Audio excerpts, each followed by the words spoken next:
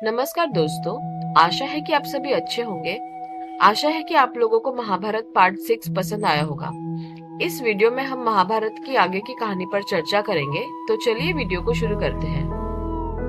शकुनी के छल कपट से कौरवों और पांडवों में वैर की आग प्रज्वलित हो उठी। दुर्योधन बड़ी खोटी बुद्धि का मनुष्य था। उसने शकुनी के कहने पर पांडवों को बचपन में कई बार मारने का प्रयत्न किया। युवावस्था में आकर जब गुणों में उसने अधिक श्रेष्ठ युधिष्ठिर को युवराज बना दिया गया, तो शकुनी ने लाक्ष के बने हुए घर में पांडवों को रखकर आग लगाकर उन्हें जलाने का प्रयत्न किया। किंतु विदुर की सहायता से पांचों पांडव अपनी माता के साथ उस जलते हुए घर से बाहर निकल गए। अपने उत्तम गुणों के कारण युधिष्ठिर हस्तिनापुर के प्रजाजनों में अत्यंत लोकप्रिय हो गए। उनके गुणों तथा लोकप्रियता को देखते हुए भीष्म पितामह ने धृतराष्ट्र से युधिष्ठिर के राज्याभिषेक कर देने के लिए कहा। दुर्योधन नहीं चाहता था कि युधिष्ठिर राजा बने, इसलिए उसने अपने पिता धृतराष्ट्र से कहा, पिताजी, एक बार अगर युधिष्ठिर को राज सिंहासन पर बैठने का मौका मिल गया तो यह राज्य सदैव के लिए पांडव वंश का हो जाएगा और हम कौरवों को उनके सेवक बनना पड़ेगा। इस पर धृतराष्ट्र ने कहा, पुत्र, युधिष्ठिर हमारे कुल के सबसे बड़े संतान है, इसलिए उसका इस राज्य पर पूर्ण अधिकार है। फिर भीष्म और जनता भी उसे राजा बनाना चाहते हैं। इस विषय में हम कुछ नहीं कर सकते।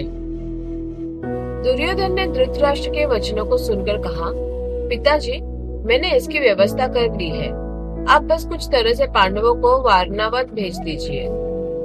दुर्योधन ने वारणावत में पांडवों के निवास के लिए पुरोचन नामक एक शिल्पकार से एक भवन का निर्माण करवाया था, जो कि लाख, चर्बी, सूखी घास और मुंज जैसे अत्यंत आग संवेदनशील पदार्थों से बनाया गया था।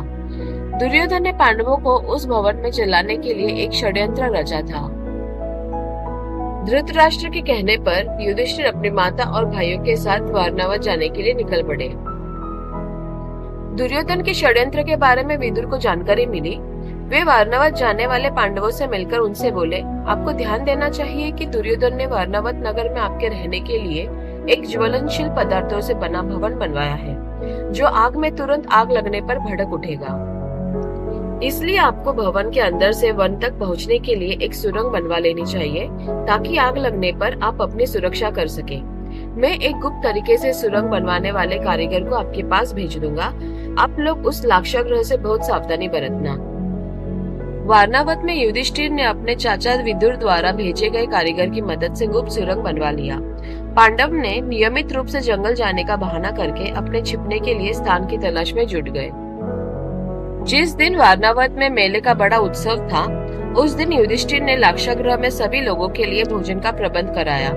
खूब खा पीकर लोग चले गए, लेकिन एक विधवा ब्राह्मण स्त्री अपने 5 बेटों के साथ भवन में थककर सो गई। रात्रि में पुरोचन ने भवन में आग लगा दी। लाक्षागृह धू धू करके जलने लगा। इस बीच भीम, अर्जुन, नकुल, सहदेव और युधिष्ठिर अपनी माता कुंती के साथ सुरंग के रास्ते भवन से सुरक्षित बाहर निकल गए। लाक्षागृह में लगी आग देखकर लोगों के झुंड आग बुझाने के लिए आ जुटे।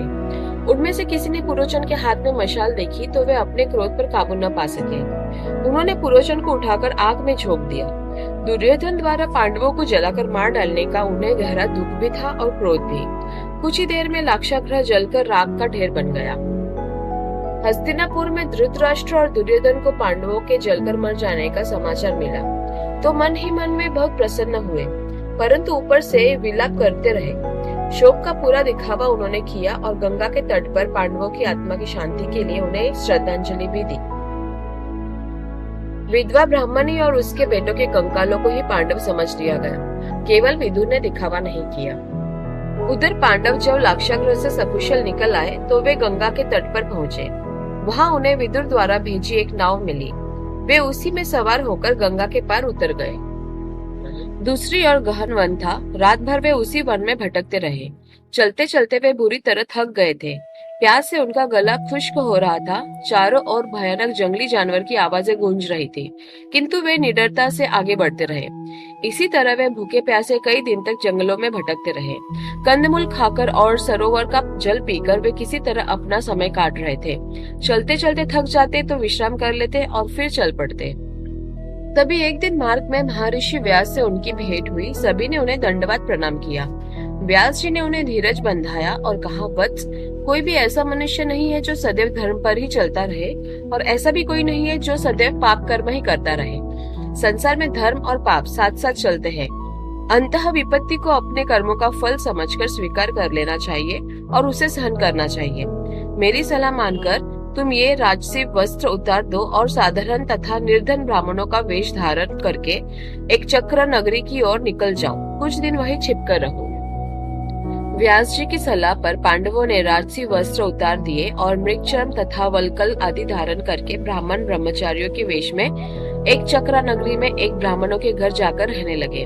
वे प्रतिदिन भिक्षा मांगकर लाते और अपना भरण पोषण करते। दूसरी ओर पांडवों के मर जाने के समाचार से भीष्म पितामह को बड़ा कष्ट हुआ। उन्होंने अपने कक्ष में अपने आप को बंद कर लिया और सभी से मिलना जुलना बंद कर दिया। महाराज धृतराष्ट्र ने बार बार विदुर से यही कहा कि इस षड्यंत्र के बारे में उन्हें कुछ पता नहीं था, किंतु विदुर जानते थे कि पुत्र मोह के कारण ही धृतराष्ट्र अपने अहंकारी पुत्र दुर्योधन की हर बात मान लेते हैं। गांधारी ने किसी प्रकार भीष्म को समझाया कि वे ही इस राज्य के सर्वोपरि है और करुवंश के रक्षक है। यदि उन्होंने ही मुंह मोड़ लिया तो करुवंश समाप्त हो जाएगा। भीष्म को राजी करके दुर्योधन को हस्तिनापुर का युवराज घोषित कर लिया गया। विदुर के अलावा सभी ने यह विश्वास कर लिया कि पांडव अब जीवित नहीं रहे। भीष्म ने भी यह मानकर संतोष कर लिया कि परमात्मा को यही स्वीकार था। तो ये था महाभारत सीरीज का 7वां पार्ट। आशा करती हूँ कि कहानी आप लोगों को अच्छी लगी होगी। जल्दी 8 पार्ट आप लोगों के लिए लेकर आएंगे। इस वीडियो को देखने के लिए धन्यवाद। प्लीज लाइक, शेयर और सब्सक्राइब जरूर कीजिए। आपका दिन मंगलमय हो।